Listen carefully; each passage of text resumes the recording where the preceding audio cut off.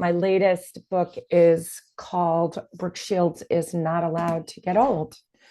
And it's basically just sort of my view of uh, women and age and sort of not just aging, but where we're positioned and how we are dealt with in marketing and in society, and from the perspective of someone who has been around and in the public eye as long as I have, who's had people sort of imprint on me in an era of my life where I was, 15, and now to be a 59-year-old woman and how you get treated differently. So it's sort of my views on women in our society and age. I mean, I think all women have an external and internal and societal and historical pressure to remain young. It's a narrative that we've opted for or just accepted or didn't know that there was another option for decades. And, it's this idea that youth is where all the value is. Not just in procreation, your ovaries, as long as they're profiting the human race, then you have value. And there's this sort of obsession with beauty that has been since the dawn of time. And part of it is really healthy and wonderful, and part of it can be very detrimental. And so it's something that I think women have been dealing with, but it's now at this really acute level where we're seeing younger and younger people try to already reverse the hands of time. So there's this very just sort of disjointed view of beauty and aging in our culture. And I think because of where we are with social media and with access and people's opinions being so readily available to the entire world, it's sort of at a frenzied level of toxicity, I feel. I think the irony for a woman is when you start to feel that you've come of age, so to speak, because you've raised the families, or you've chosen not to raise the families, you've had a vocation, or you've switched vocations, or somehow you've lived these years. And with those years comes a sense of self that was always threatened in our youth. And this is not just my perspective. This is from research and talking to this community for years now. And so you kind of get to this place where you feel ready to start living on your own terms. And I was shocked to see that marketers, I mean, only 1% of all ads now for women, especially in the beauty sector, feature women over a certain age, feature 60 plus woman. And that's 1% of all advertisement. When you look at those kinds of statistics, and then you look at these women and you get to know them personally, and they're vibrant and they are kind of badass. They've learned so much, they've done so much, and they're not insecure in the same way. You really kind of have to open up the conversations and say, like, this is kind of messed up. And what are we going to do about it without being angry? So it is a phenomenon, but I think it's one that's been going on for a very long time. I just hadn't reached it because I was not of the age. Then I got to the age and I started thinking, well, this is just not my truth. It's not about, oh, it's not fair, or it's not this, or oh, society, and oh, it's not on a pedestal and it's not angry. It's just, this is not the truth about how I feel like I'm living in my life. This is not the truth for 99% of the women I speak to who are 40 plus that they feel. The truth of the matter is also youth and sex sells. And it's it's a fabulous, vibrant period in a young woman's life, right? And it's sexy and it's appealing, and it is beauty in the industry as it at its heightened, and it's great, and it's always going to be that way. It is always sold, and that's fine. I get it. But what I think is starting to happen is when we're talking about actual interest, interesting stories, not human interest stories, but a woman's interesting story. We're starting to see that the currency is starting to lie or be much more visible in a life experience rather than just a physical attribute. It doesn't negate that. Listen, I look at my girls and I'm dumbfounded with how beautiful their skin is. Their boobs are up to here. They sit in a bathtub and everything's like all, and you're just like, oh God, how come I didn't appreciate it when I had it? Or you see them in their bathing suits on vacation and you're just like, Jesus, why didn't I appreciate it? And you get it. And it's divine, and it's at the beginning of its fruition. And that type of budding sexuality or, lusciousness, so to speak, is fabulous, right? But that doesn't have to negate how interesting and layered a woman's life becomes over 40 and into 50s and 60s. And it is a life well lived. It's not to quote whatever the Spectrum, I'm not quoting Spectrum, whatever. Although I do like those commercials. But it is a life fully lived. It is a life that is more actualized in this era than it ever was in youth. And why can't that also be sexy and fabulous and beautiful and vibrant? And I think that's Hollywood is, they may not make as much money on it, or they may find, because if you look at the stats, millennials are all turning 40 now.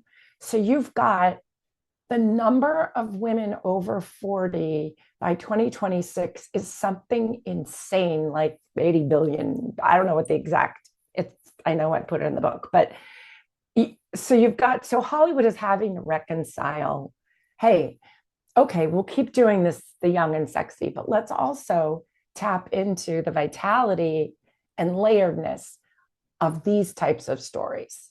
I think the experiences that I had medically before I knew I could ask questions, and the scary part is that I didn't know those questions to be asked anyway. I assumed that the medical professionals were to give me all the information I needed so that I could ask questions about what was going to happen to my body. Now, having a cone biopsy in my late 20s or early 30s, because of probably a relationship I had probably decades before that I wouldn't have even known would have had an effect. And then to have a surgery and have it be so invasive is fine because it saved my life.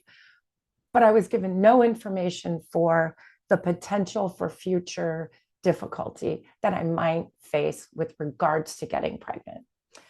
So I was never armed with information. I didn't know enough to ask questions. And then I find myself in my late 30s, early 40s, behind the 8 ball, unable to get pregnant, not knowing why, and not even being able to go through IVF vaginally, having to go through my belly button when I was armed with no information. Had I been given information in my youth, I would have then said, oh, is there something that I can do proactively to lessen scar tissue, stretch scar tissue so that I could get pregnant? All those questions that are this sort of concealed hush hush part of a woman's life, just because it has to do with her vagina, is like, are you kidding me? that I'm living with this thing. I live with this piece of my anatomy. I live with it. The fact that I'm not encouraged to understand it or talk about it, or I should be ashamed of it. And listen, I don't want to go into a yurt and talk about, pleasure. I don't, that's like not my MO. Like, I'm a mom who's from New York. Like, I get it.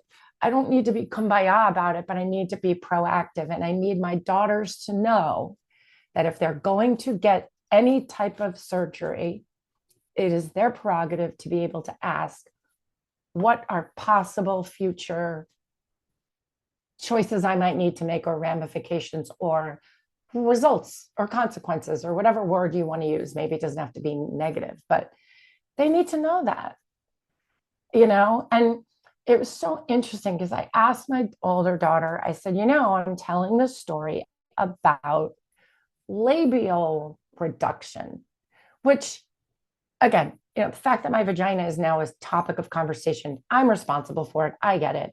It's kind of ironic and funny to me because it's been since I was 11, but I'm finally owning that my story. I said to her, it's important that women understand that if they're going to have a surgery like this, which is unfortunately considered cosmetic, labial reduction stems from being a candidate if you have experienced pain in any way because of the nature of your anatomy. It could be tight jeans, it could be a spin class, it could be discomfort during sex, it could be anything. I didn't know that was a thing. I had a wonderful gynecologist who asked me this question, and I said, oh my God, yes, since I was a kid.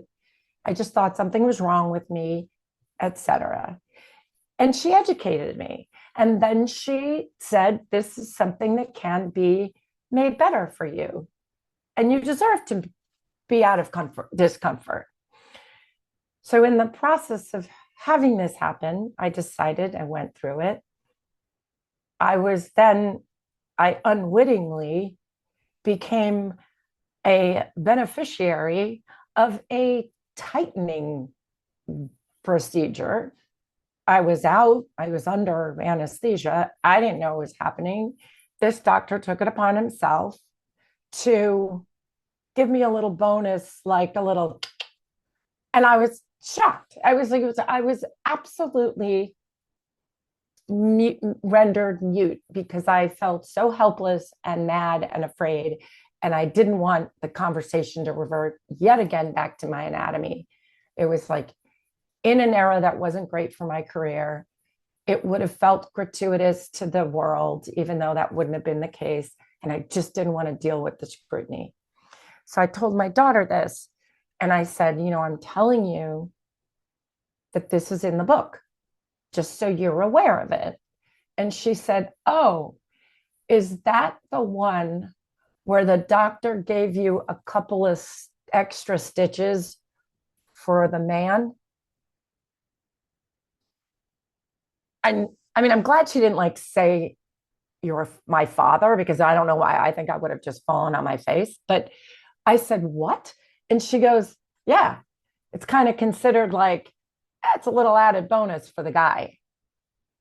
And this is not long ago. And I said, oh my God. I said, we're talking about this and we're talking about it right now. I go, what does that mean to you? And she's like, Mom, it's the way it's organized. And I said, you're okay with that? I said, I'm not going to change my anatomy for the benefit of anybody else other than myself. And that's not the Kool-Aid they're drinking. That is the way she doesn't think it's right, thank God. And she was able to get angry about it, and we were able to talk about it. And we were able to say, if you do anything, it's your prerogative to ask questions. And I should have sued this person. And my daughter said I should have sued them. And, I said, you're probably right. I wasn't strong enough. Admittedly, I wasn't strong enough, and I didn't do it. I'm coming out now, and it's my turn to feel like I'm ready to do it. And she said, it was interesting to have a conversation with a 21-year-old who saw really both sides of it. So I think that I would have been very hypocritical had I not added these stories to this book. With regards to menopause, I've had so many different experiences with being thrown into menopause. When you go through IVF, you're sort of leveled. They level all of your hormones to like a non-level. I was experiencing something that my dad was experiencing medically when he was going through cancer and chemo. They sort of start you off at a ground zero so that they can reintroduce and kind of modulate and mediate what your treatment needs to be. So I was very aware of the symptoms that I would possibly start feeling, which was everything from, heat, hot flashes to irritability to dryness to, fear to like all these different things, but it had a reason and it was hormonal. So I was able to educate myself like in my 30s as to what that meant. Then approaching it and sort of being either obviously in peri or past it. Every time something would happen, my best friend and I would look and she'd look at me and she'd go, having a bit of the peri, are you? And I'd say, yep, think I'm having a bit of the peri right now.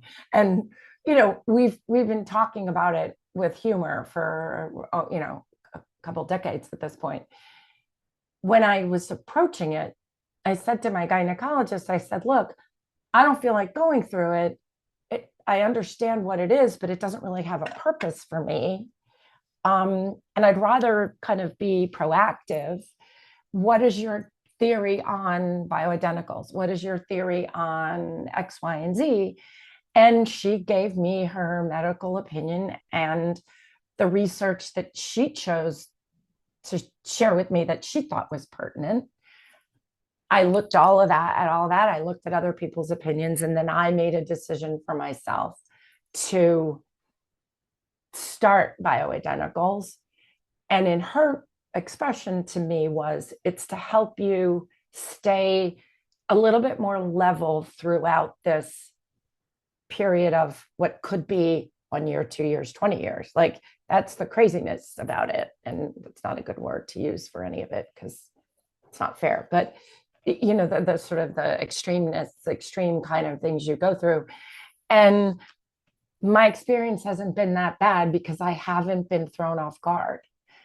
Again, so much of what women experience is heightened and exacerbated by fear and lack of knowledge, that when you give them the power of information and knowledge, and you give them the freedom to ask questions and not feel stupid or embarrassed, that they're making educated decisions about their bodies. And that takes away the level of angst, which is a part naturally of menopause, So it's like, to me, I was lucky in so far as I was pretty much armed at an earlier age based on my history of what could possibly happen.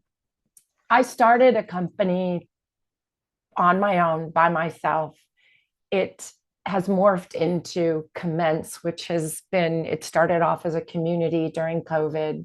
It's for women over 40.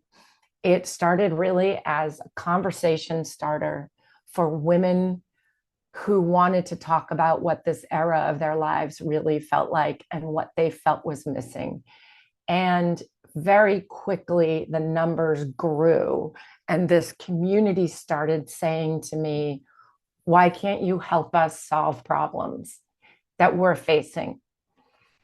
And I responded with, I'm a woman facing the same problems. Let's galvanize ourselves into really talking about what we think our needs are, why we think we hit a certain age and we're overlooked by advertisers and marketing. Where is the white space and what is the truth? And the truth is, this demo of women 40 plus is rapidly becoming the largest in the population, the most financially secure with regards to how they want to spend their money and how they actually are in charge of and control 85% of the families and the household spending. And let's look at how marketers are dealing with this 40 plus woman. And we watched that there was not only white space, but there was specific problems that women start to experience, and women wanted hair health.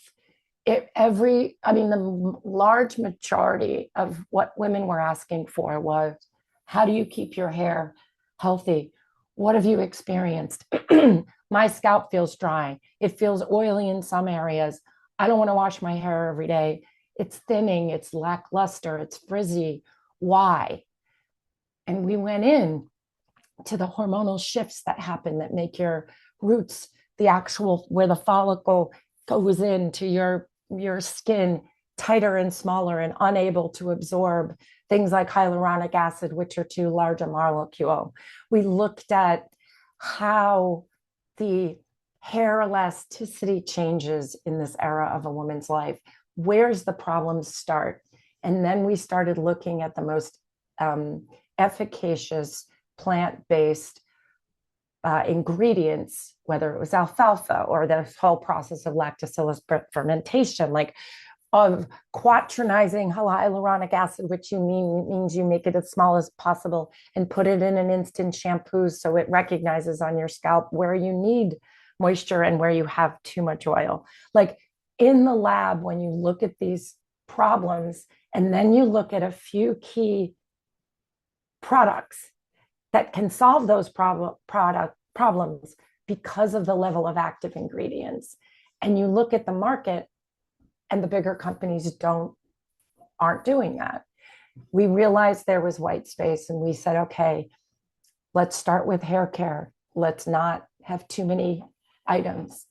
Let's start with that, and then let's move to other areas that women need problems solving. And so Commence grew out of that community, which is still growing and vibrant. 90% of our customers now who wanted us to monetize them by providing these products are new to us.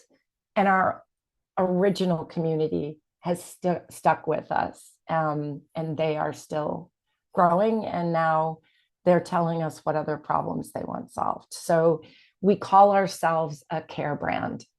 Our big motto is take care. Take care of yourself, take the care that's offered to you, take care not to do more to damage yourself. And this is a period of time in a woman's life where she deserves to take care of her own life the way she wants to live it.